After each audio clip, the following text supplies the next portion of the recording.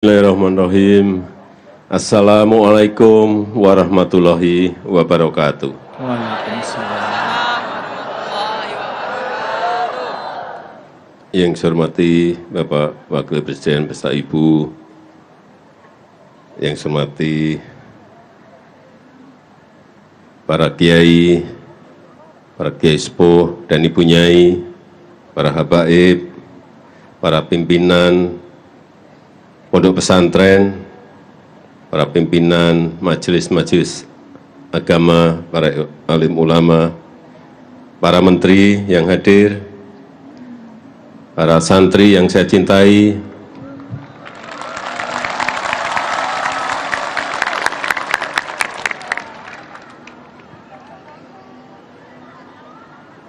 alhamdulillahirabbil alamin.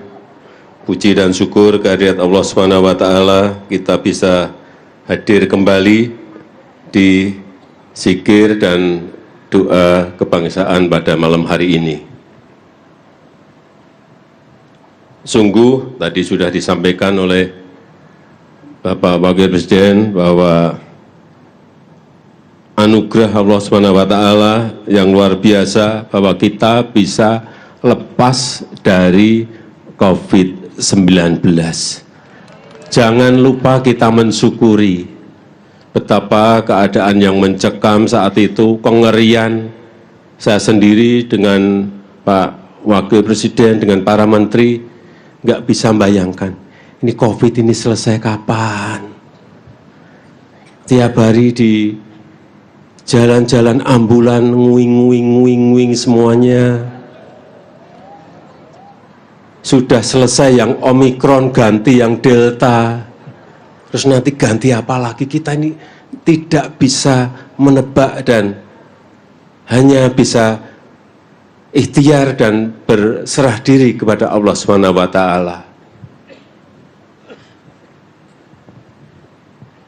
Itu baru diberi virus yang namanya COVID. Sakitnya iya, barangnya nggak kelihatan. Kemudian karena COVID, awal-awal kita belum memperkirakan. Ternyata dampak ekonominya secara global, secara dunia juga luar biasa dampaknya. Dan juga patut kita syukuri, alhamdulillah kita bisa mengendalikan, bisa mengelola ekonomi kita pasca pandemi COVID dan bisa kembali normal dalam waktu yang sangat cepat. Alhamdulillah, karena Bapak Ibu hadirin hadirat, sampai saat ini sudah 96 negara yang menjadi pasiennya IMF.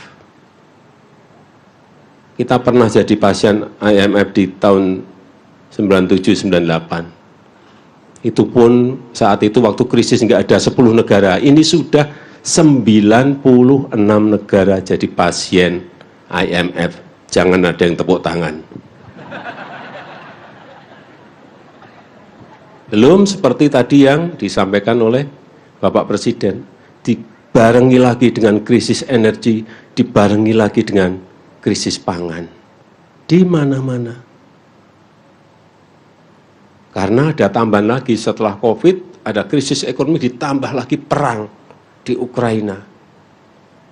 Gandum yang dari Rusia biasanya keluar bisa 130 juta ton, tidak keluar sama sekali. Dari Ukraina biasanya 70 juta ton, tidak bisa keluar sama sekali. Sehingga harga gandum naik dan banyak kekurangan pangan di banyak negara. Energi juga sama, gas dan minyak karena perang juga naik begitu dahsyat. Gas di Eropa, di salah satu negara ada yang naik sampai 700%. 700%. Di sini bensin naik 10-20%, demonya 3 bulan. Itu 700%, Bapak Ibu bisa bayangkan. Sekali lagi, Alhamdulillah. Patut kita syukuri, jangan lupa mensyukuri nikmat yang diberikan Allah Subhanahu wa taala kepada bangsa kita Indonesia. Ini semua bisa kita raih, bisa kita capai berkat kerja keras seluruh komponen bangsa kita. Berkat gotong royong seluruh lapisan masyarakat. Kita ingat saat COVID, semua bekerja bergotong royong. Yang sakit ada yang ngirimi makanan, saya ingat itu. Yang sakit diisolasi tapi tetangganya mengirim buah-buahan. Inilah berkat gotong royong seluruh lapisan masyarakat, COVID bisa kita atasi. Dan tentu saja tidak lepas dari ketangguhan, kegigihan, kesabaran, tawakal kita bersama dalam menghadapi berbagai tantangan. Dan di mana akar dari semua itu adalah kepercayaan kita kepada Allah Subhanahu wa taala. Kita berserah diri dan juga berikhtiar. Dan kita juga patut bersyukur. Saya pernah baca ini di sebuah berita. Berdasarkan survei internasional, ini yang survei bukan orang Indonesia tapi internasional, yang saya baca, 96% masyarakat Indonesia itu percaya kepada Tuhan. Dan angka ini adalah tertinggi di dunia. Allah. Alhamdulillah, tertinggi di dunia. Di atas negara-negara lain, baik di Afrika, Eropa, Amerika, dan bahkan di Timur Tengah. Di Turki itu angkanya 75%, kita 96%. Ini menjadi salah satu modal kuat kita sebagai sebuah bangsa karena kepercayaan kita kepada Allah Subhanahu wa taala. Ada hal yang sangat penting agar manusia punya moral dan tata nilai yang baik, agar punya kekuatan dalam menghadapi berbagai masalah yang ada. Masalah ke depan akan semakin kompleks dan semakin banyak. Punya kompas dalam hidup. Ada kompasnya kalau kita percaya kepada Allah Subhanahu wa taala. Dan seperti tadi yang disampaikan oleh Bapak Wakil Presiden, melakukan hal yang baik, menghargai dan saling tolong-menolong di antara kita.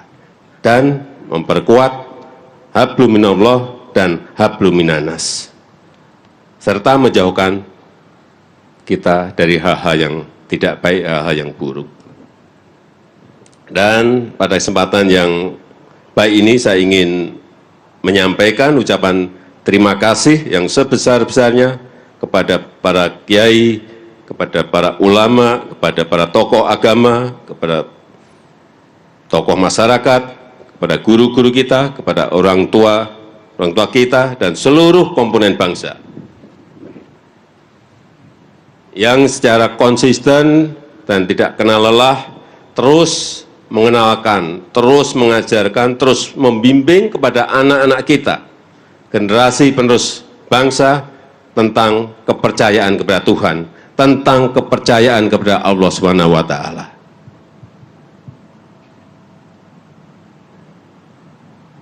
Dan pemerintah terus berkomitmen untuk mewujudkan kehidupan beragama yang baik, yang nyaman, toleran, dan kondusif sesuai dengan amanat Undang-Undang Dasar 1945. Marilah kita terus merawat kerukunan kita, merawat toleransi kita, sikap saling menghargai, sikap saling menolong, agar bangsa ini dapat menjadi bangsa yang bersatu, bangsa yang maju, bangsa yang baldatun, thayyibatun, warabun ghafur.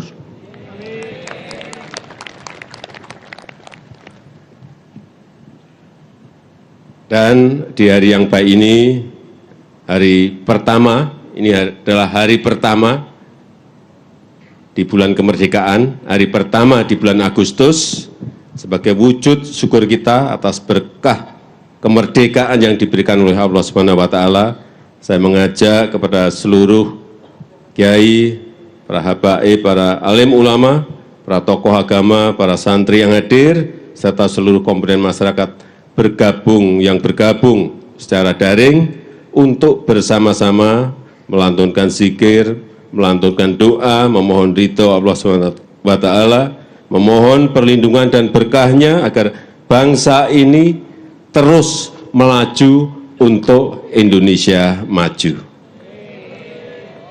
Dan mari kita isi kemerdekaan ini dengan kerja keras, dengan optimisme untuk mewujudkan Indonesia emas di tahun 2045. Terima kasih. Wassalamualaikum warahmatullahi wabarakatuh. Waalaikumsalam. Kita beri tepuk tangan yang meriah atas sambutan dari Presiden Republik Indonesia, Bapak Joko Widodo.